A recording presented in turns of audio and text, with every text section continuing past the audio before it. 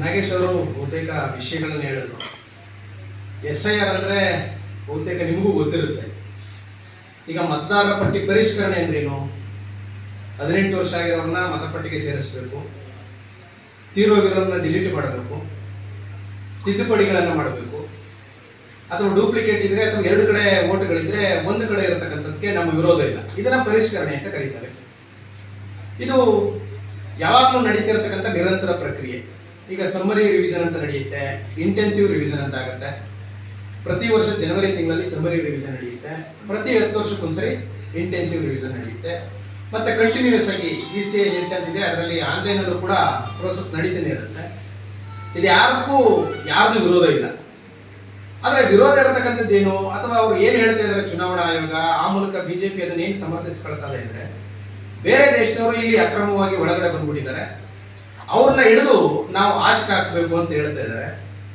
ಆದ್ರೆ ವಾಸ್ತವ ಏನಾಗ್ತಾ ಇದೆ ಅಂದ್ರೆ, ಇಲ್ಲಿ ಬಡವರು, ಅನಕ್ಷರಸ್ಥರ ಓಟ್ಗಳು, ಅಲ್ಪಸಂಖ್ಯಾತರ ಓಟ್ಗಳು ಡಿಲೀಟ್ ಆಗ್ತಾ ಇದೆ. ಹಾಗಾದ್ರೆ BJPಗೆ ಬಡವರು ಅಥವಾ ಅಲ್ಪಸಂಖ್ಯಾತರು ಓಟ್ ಹಾಕಲಿಲ್ವೇ? ಇದು ಒಂದು ಪ್ರಶ್ನೆ ಆಗುತ್ತೆ. ಮತ್ತೆ ಮುಖ್ಯವಾಗಿ ಈ ಪಶ್ಚಿಮ ಬಂಗಾಳದಿಂದ ನಮ್ಮ ಕರ್ನಾಟಕದಲ್ಲೂ ಕೂಡ ಲಾಜಿಕಲ್ ಡಿಸ್ಕ್ರಿಪ್ಟೆನ್ಸಿ ಅಂತ ಹಾಕಿದ್ದಾರೆ, ತಾರ್ಕಿಕ ವ್ಯತ್ಯಾಸ. ಈಗಂದ್ರೆ ಒಂದೇ ಒಂದು ಸ್ಪೆಲ್ಲಿಂಗ್ ಮಿಸ್ಟೇಕ್ ಆದ್ರೆ, ಇನಿಷಿಯಲ್ ಹಿಂದೆ ಮುಂದೆ ಇದ್ರೆ, ಅಥವಾ ಒಬ್ಬ ತಂದೆ ತಾಯಿಗೆ 6ಕ್ಕಿಂತ ಹೆಚ್ಚು ಮಕ್ಕಳಿದ್ರೆ, ತಾಯಿಗೂ ಮತ್ತು ಮಕ್ಕಳಿಗೂ 15 ವರ್ಷಕ್ಕಿಂತ ಕಡಿಮೆ ವಯಸ್ಸಿದ್ರೆ, ಈ ಒಂದು ಕಾರಣಗಳ ಮೇಲೆ ಹೆಸರನ್ನ ಡಿಲೀಟ್ ಮಾಡ್ತಾ ಇದ್ರೆ ಇದು ಯಾವ ನ್ಯಾಯ ಅಂತ ನಾವು ಕೇಳಬೇಕಾಗುತ್ತೆ. ಈಗ ನಮಗೆ ಸಂವಿಧಾನದ ಮತದಾನದ ಅಧಿಕಾರವನ್ನು ಕೊಟ್ಟಿದೆ. 326ನೇ ವಿಧಿ ಪ್ರಕಾರ ಯಾವ ಜಾತಿ, ಧರ್ಮ, ಲಿಂಗ, ಸಾಮಾಜಿಕ ಸ್ಥಾನಮಾನ ಯಾವ ಭೇದ ಭಾವ ಮಾಡದೇನೆ 18 ವರ್ಷ ತುಂಬಿದ ಎಲ್ಲಾ ನಾಗರಿಕರಿಗೂ ಮತದಾನದ ಹಕ್ಕು ಇರಲೇಬೇಕು ಅಂತಕ್ಕಂಥದ್ದು ನಿಯಮ. ಅದು ಮೊದಲು 21 ವರ್ಷ ಇತ್ತು, ಈಗ 18 ವರ್ಷ ಆಗಿದೆ. ಆದ್ರೆ ಈಗ ಚುನಾವಣಾ ಆಯೋಗ ದಾಖಲೆಗಳನ್ನೇ ಕೇಳ್ತಾ ಇದೆ. ದಾಖಲೆಗಳೇನು? ನಮ್ಮ ಹತ್ರ ಯಾವ ದಾಖಲೆಗಳು ಇಲ್ಲ, ಬಹುತೇಕ ಜನರ ಹತ್ರ ಇಲ್ಲ. ಈಗ ಸರ್ಕಾರಿ ನೌಕರರಾಗಿರ್ಬೇಕು ಅಂತದೆ. ಈ ರಾಜ್ಯದಲ್ಲಿ 7 ಲಕ್ಷ ಸರ್ಕಾರಿ ನೌಕರರವ್ರೆ. 1987ಕ್ಕಿಂತ ಹಿಂದೆ ಇರತಕ್ಕಂಥ ಬ್ಯಾಂಕ್ ಅಕೌಂಟು, ಅದರ ಪಾಸ್ಬುಕ್ ಡೀಟೇಲ್ಸು, LIC ಪಾಲಿಸಿ ವಿವರಗಳನ್ನ ಕೇಳ್ತಾ ಇದೆ. 87ಕ್ಕಿಂತ ಹಿಂದೆ ಬಹುತೇಕ ಜನರ ಹತ್ರ ಇಲ್ಲ. ಬರ್ತ್ ಸರ್ಟಿಫಿಕೇಟ್ ಕೇಳುತ್ತೆ. ಬರ್ತ್ ಸರ್ಟಿಫಿಕೇಟ್ 2000ಕ್ಕಿಂತ ಹಿಂದೆ ಹುಟ್ಟಿರೋರ ಹತ್ರ ಬಹುತೇಕರ ಹತ್ರ ಬರ್ತ್ ಸರ್ಟಿಫಿಕೇಟ್ ಇಲ್ಲ. ಮತ್ತೆ ಅರಣ್ಯ ಹಕ್ಕುಗಳ ಪ್ರಮಾಣ ಪತ್ರ ಅಂತ ಕೇಳುತ್ತೆ, ಅದಿಲ್ಲ. ಮನೆಗಳಿಗೆ ಮತ್ತೆ ಜಮೀನುಗಳಿಗೆ ಗ್ರಾಂಟ್ಗಳಿವೆ, ಅದರ ಪ್ರಮಾಣ ಪತ್ರಗಳನ್ನ ಕೇಳುತ್ತೆ, ಆ ಪ್ರಮಾಣ ಪತ್ರ ಇಲ್ಲ. ಪರ್ಮನೆಂಟ್ ರೆಸಿಡೆನ್ಸ್ ಸರ್ಟಿಫಿಕೇಟ್ ಕೇಳುತ್ತೆ, ಬೈ ತಹಸೀಲ್ದಾರಿಂದ ಕೊಡಬೇಕು. ನಮ್ಗೆ ಇದುವರೆಗೂ ಸಿಗ್ತಾ ಇದ್ದು ಪಂಚಾಯತಿಗಳಲ್ಲಿ, ಮುನ್ಸಿಪಾಲಿಟಿಗಳಲ್ಲಿ ಆ ದಾಖಲೆಗಳಿಲ್ಲ.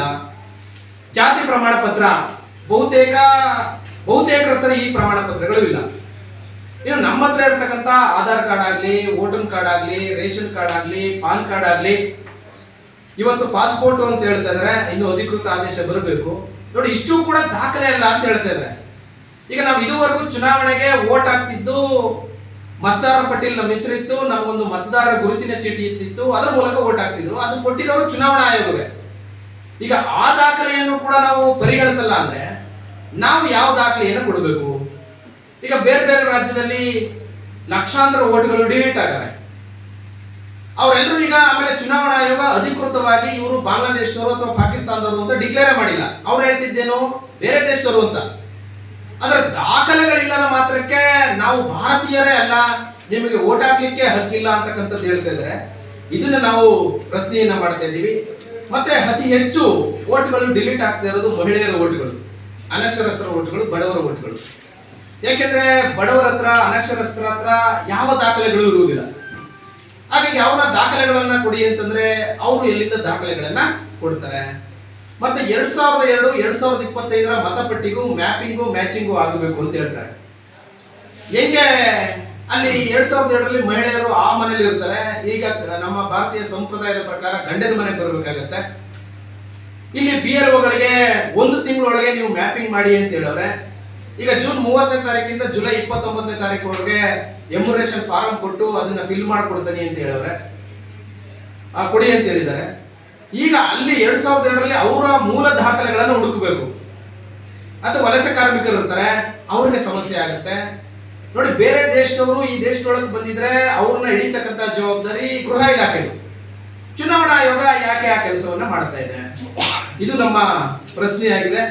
ಸೊ ಹಾಗಾಗಿ ನಾವು ಅಧಿಕೃತವಾಗಿ ಈ 30ನೇ ತಾರೀಕು ಗಾಂಧಿ ಭವನದಲ್ಲಿ 4 ಗಂಟೆಗೆ ಬೆಂಗಳೂರಿನಲ್ಲಿ ನಾವು ಒಂದು ಚಾಲೆಂಜ್ ಅನ್ನ ಮಾಡಿದೀವಿ, ಓಪನ್ ಡಿಬೇಟ್ ಅನ್ನ ಇಟ್ಟಿದೀವಿ.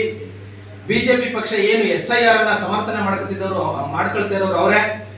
ಸೊ ಆ ಕಾರಣಕ್ಕೋಸ್ಕರ ಬಿಜೆಪಿ ಪಕ್ಷದಿಂದ ಅಧಿಕೃತವಾಗಿ ಇಲ್ಲಿನ ರಾಜ್ಯಾಧ್ಯಕ್ಷರಾಗಿರ್ತಕ್ಕಂಥ ವಿಜಯೇಂದ್ರ ಅವರಿಗೆ ನಾವು ಲೆಟರ್ ಅನ್ನ ಕೊಟ್ಟಿದ್ದೀವಿ.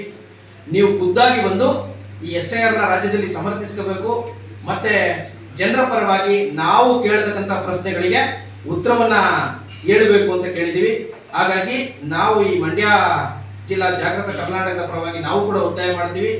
ನೀವು SIR ನ ಸಮರ್ಥನೆ ಮಾಡ್ಕೊಳ್ಳೋದಾದ್ರೆ, ಇದು ಸಂವಿಧಾನಬದ್ಧವಾಗಿದೆ ಅನ್ನೋದಾದ್ರೆ, ಇದು ಜನರಿಗೆ ಅನುಕೂಲ ಮಾಡಿಕೊಡುತ್ತೆ ಅನ್ನೋದಾದ್ರೆ, ನೀವು ಬಂದು 30ನೇ ತಾರೀಕು SIR ನ ಸಮರ್ಥನೆ ಮಾಡ್ಕೋಬೇಕು. ಅಲ್ಲಿ ಜನರು ಕೇಳತಕ್ಕಂಥ ಪ್ರಶ್ನೆಗಳಿಗೆ ಮತ್ತೆ ನಮ್ಮ ಜಾಗೃತ ಕರ್ನಾಟಕ ಎತ್ತಿರ್ತಕ್ಕಂಥ ಪ್ರಶ್ನೆಗಳಿಗೆ ನೀವು ಉತ್ತರವನ್ನ ಕೊಡ್ಲೇಬೇಕು ಅಂತ ನಾನು ಒತ್ತಾಯ ಮಾಡ್ತಾ ಇದ್ದೀನಿ. ಒಂದು ವೇಳೆ ವಿಜಯೇಂದ್ರ ಅವರು ಹಾಜರಾಗ್ಲಿಕ್ಕೆ ಸಾಧ್ಯ ಇಲ್ಲ ಅಂದ್ರೆ ಬಿಜೆಪಿ ಪಕ್ಷದಿಂದ ಯಾರನ್ನು ಬೇಕಾದ್ರೂ ಅವ್ರು ಕಳಿಸಬಹುದು. ವಿರೋಧ ಪಕ್ಷದ ನಾಯಕರನ್ನ ಕಳಿಸ್ಲಿ, ಅಥವಾ ಆ ಬಿಜೆಪಿ ಪಕ್ಷದ ಯಾರು ಸಲಹೆಗಾರ ಇರ್ತಾರೆ ಅಥವಾ ಅಧಿಕೃತವಾಗಿ ಯಾರ್ಯಾರು ಈ ಕೆಲಸಕ್ಕೆ ನಿಯೋಜನೆ ಆಗಿರ್ತಾರೆ, ಯಾರು ಬೇಕಾದ್ರೂ ಬಂದು ನಮ್ಮ ಪ್ರಶ್ನೆಗಳಿಗೆ ಉತ್ತರ ಕೊಡಬಹುದು ಅಂತ ನಾನು ಈ ವೇದಿಕೆಯ ಪರವಾಗಿ ನಿಮ್ಮ ಮೂಲಕ ಮನವಿಯನ್ನ ಮಾಡಿಕೊಳ್ತೀನಿ. ಧನ್ಯವಾದ.